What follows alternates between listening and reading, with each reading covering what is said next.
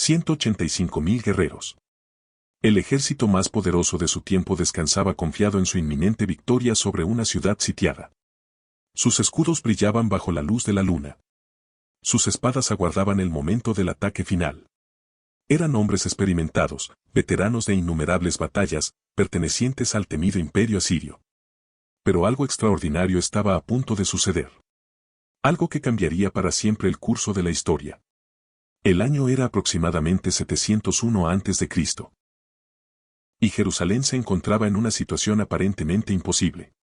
El rey Ezequías y su pueblo estaban acorralados dentro de las murallas de la ciudad, enfrentando lo que parecía ser su inevitable fin. El imperio asirio, conocido por su brutalidad sin igual y sus avanzadas técnicas de guerra, había conquistado reino tras reino, dejando un rastro de destrucción por donde pasaba. ¡Ay de Asiria, vara de mi furor, el palo en su mano es mi enojo! Las palabras del profeta Isaías resonaban como truenos sobre el imperio más temido de la antigüedad. En las orillas del Tigris y el Eufrates, donde hoy encontramos el norte de Irak, se alzaba una nación que hacía temblar al mundo antiguo. El profeta Nahum describía una escena aterradora: el escudo de sus valientes está enrojecido, los varones de su ejército vestidos de escarlata. Los carros de guerra serán como antorchas encendidas. Bajo el comando del rey Sennacherib, el imperio alcanzó nuevas cotas de poder y crueldad. No era solo una metáfora. Era una realidad brutal que se extendía por todas las tierras conocidas. Y ahora, ese poder aplastante se dirigía hacia Jerusalén. En su 14º año de reinado sobre Judá, el rey Ezequías enfrentaba lo que parecía el fin inevitable. Las escrituras nos dicen que Sennacherib, rey de Asiria, subió contra todas las ciudades fortificadas de Judá y las tomó. Una por una, las fortalezas de Judá caían como hojas en otoño ante la tempestad asiria. La capital asiria, Nínive, era un testimonio viviente de su poder y arrogancia. El profeta Jonás nos da una idea de su magnitud cuando dice que Nínive era una ciudad grande, de 3 días de camino. Desde las puertas de esta majestuosa ciudad, Sennacherib comandaba sus ejércitos con una mezcla de brillanteza militar y crueldad calculada. Los mensajeros asirios eran maestros de la intimidación psicológica. Sus palabras, preservadas en las escrituras, revelan su táctica. Amenazaban no solo a los líderes sino también al pueblo común. El imperio ya había demostrado su poder conquistando el reino del norte. Las 10 tribus de Israel habían sido llevadas al cautiverio. Samaria, que resistió durante 3 años, finalmente sucumbió a la máquina de guerra asiria. La arrogancia de Sennacherib alcanzó su punto máximo cuando se atrevió a comparar al Dios de Israel con los ídolos de otras naciones. Sus oficiales proclamaron: ¿acaso alguno de los dioses de las naciones ha librado su tierra de la mano del rey de Asiria? ¿Dónde están los dioses de Hamat y de Arfad? Esta no era solo otra batalla por territorio. Era un desafío directo a la soberanía del Dios de Israel. Y ese desafío tendría consecuencias que ningún ser humano podía imaginar. En medio de las crecientes sombras del poder asirio, se alzaba una ciudad cuyo destino estaba a punto de cambiar el curso de la historia. Jerusalén, la ciudad del gran rey, estaba bajo el liderazgo de un hombre cuyo nombre significaba: el Señor es mi fortaleza. Ezequías. Las escrituras lo presentan con palabras que pocos reyes merecieron. Hizo lo recto ante los ojos de Jehová, conforme a todas las cosas que había hecho David su padre.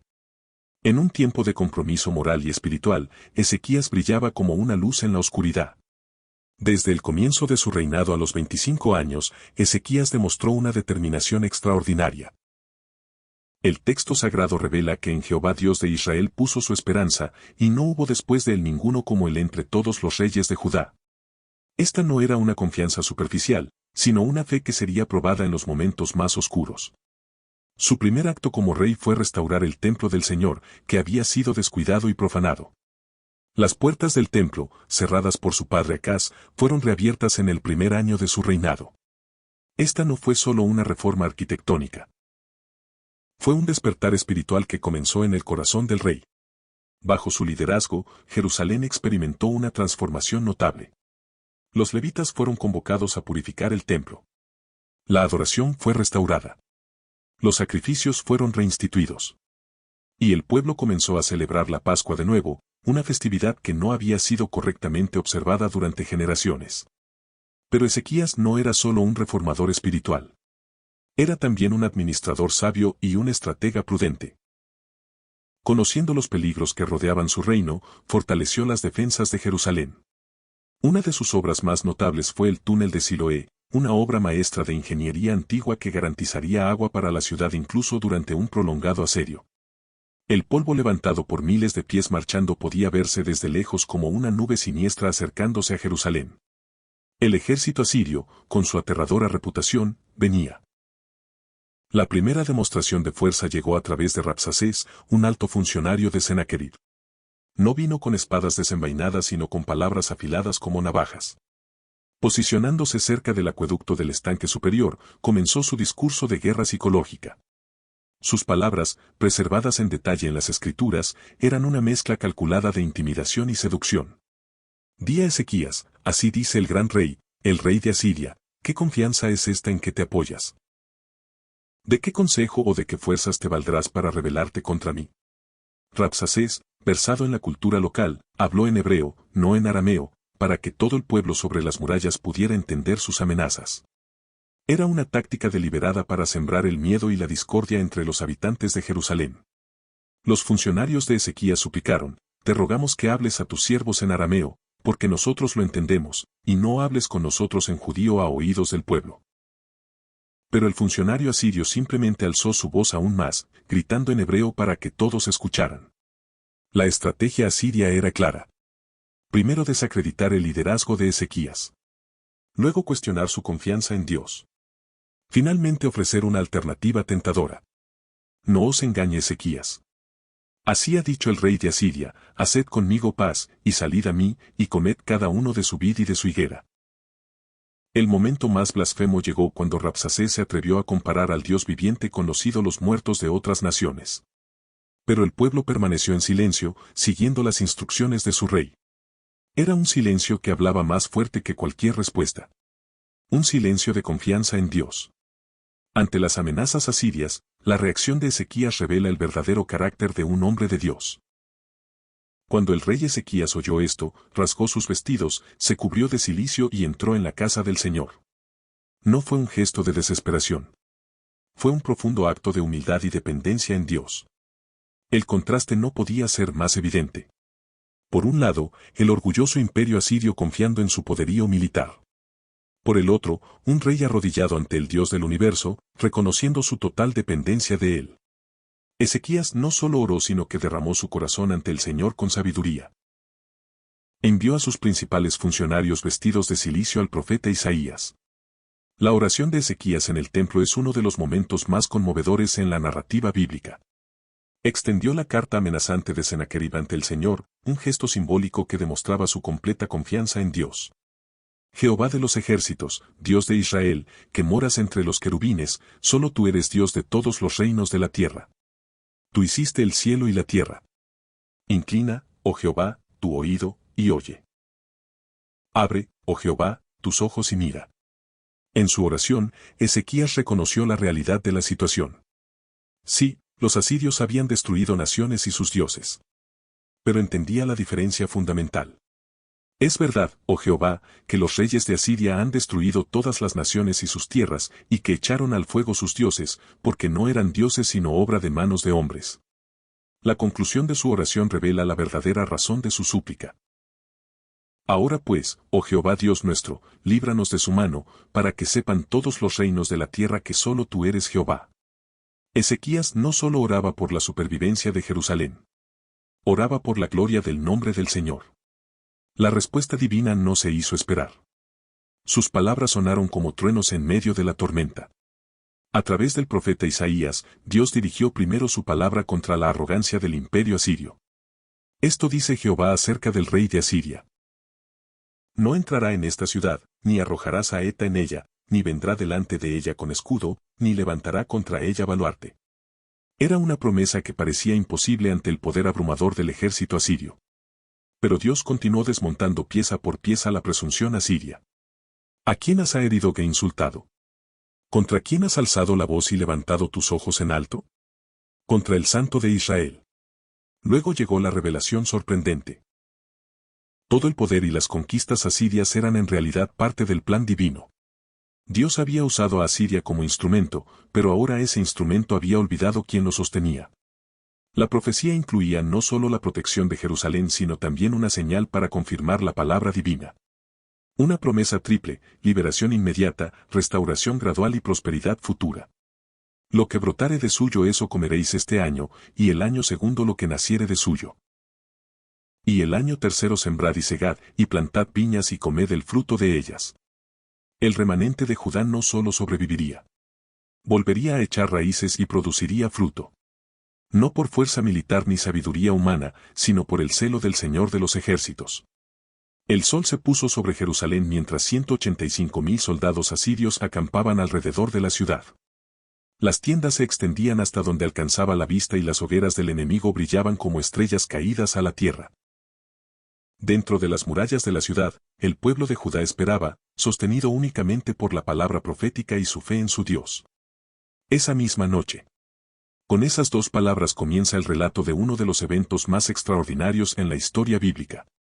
Y aconteció que aquella noche salió el ángel de Jehová e hirió en el campamento de los asirios a 185,000. La brevedad del texto bíblico contrasta dramáticamente con la magnitud del evento. En una sola noche, el ejército más poderoso del mundo antiguo fue reducido a nada. El relato continúa con una simplicidad impresionante. Y cuando se levantaron por la mañana, he aquí que todo era cuerpos de muertos. Imagina la escena. El amanecer revelando un espectáculo que nadie podía haber previsto. El silencio sepulcral donde una vez hubo el ruido de un vasto campamento militar. El cumplimiento literal y devastador de la profecía de Isaías. Sennacherib, el rey que se había jactado de su fortaleza, partió y regresó a Nínive. La humillación del poderoso rey asirio no terminó ahí. Las escrituras relatan su ignominioso fin. Y aconteció que al adorar él en el templo de Nisroch su dios, Adramelech y Sarecer sus hijos le hirieron a espada. El hombre que había desafiado al Dios viviente encontró su fin ante un ídolo muerto. El milagro de esa noche no está registrado únicamente en las páginas sagradas de la Biblia. La historia secular, a través de descubrimientos arqueológicos y registros antiguos, ofrece fascinantes confirmaciones de este extraordinario evento. Uno de los hallazgos más significativos es el prisma de Sennacherib, un artefacto hexagonal de arcilla actualmente preservado en el Oriental Institute de Chicago. En él, el propio rey asirio registra su campaña contra Judá. Lo que hace este registro aún más intrigante es lo que no dice.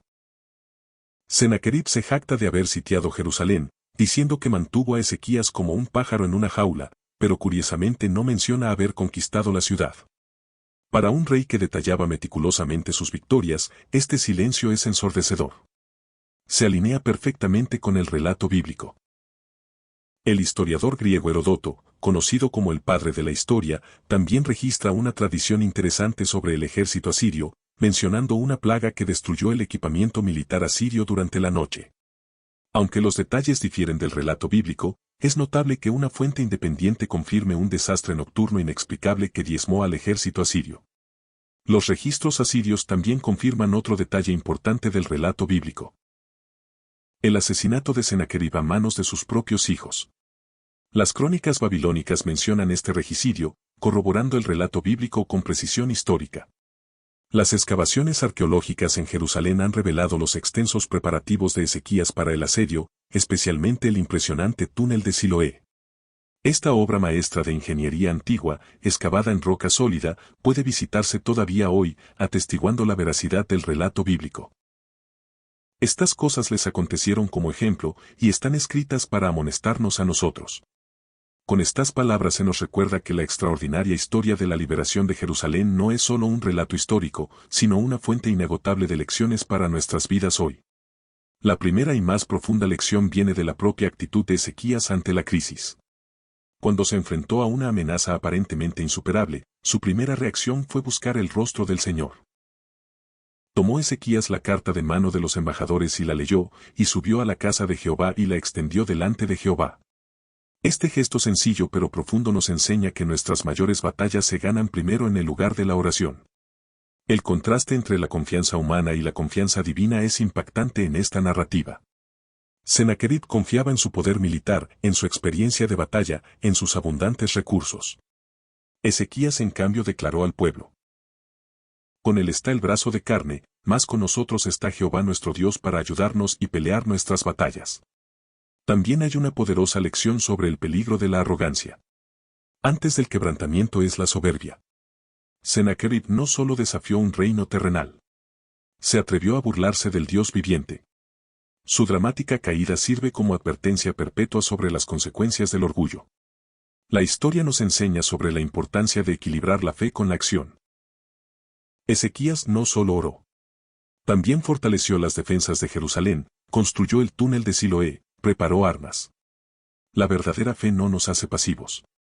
Nos mueve a la acción sabia.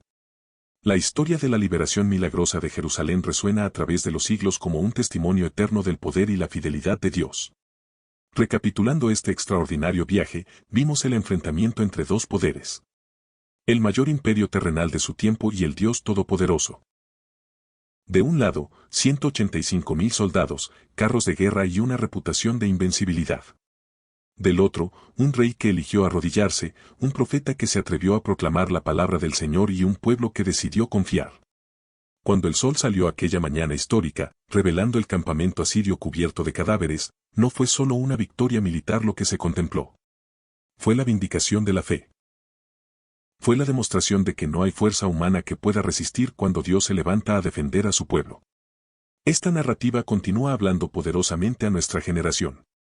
En un mundo que como Sennacherib frecuentemente desafía la soberanía de Dios y se burla de quienes confían en Él, la historia de Ezequías nos recuerda que mayor es el que está en vosotros que el que está en el mundo. La conclusión dramática de esta historia no fue el final, sino un nuevo comienzo. Jerusalén no solo sobrevivió. Prosperó. El remanente no solo resistió. Floreció. Para nosotros hoy, enfrentando nuestros propios desafíos y batallas, las palabras de Ezequías todavía resuenan. Esforzaos y animaos. No temáis ni os amedrentéis delante del rey de Asiria ni delante de toda la multitud que con él viene, porque más hay con nosotros que con él. El Dios que defendió Jerusalén sigue siendo hoy nuestro refugio y fortaleza. Sus promesas permanecen firmes. Su poder, sin cambio. Su fidelidad, inquebrantable. Para todos los que confían en Él, la misma promesa permanece viva, no por ejército ni por fuerza, sino por mi espíritu, ha dicho Jehová de los ejércitos.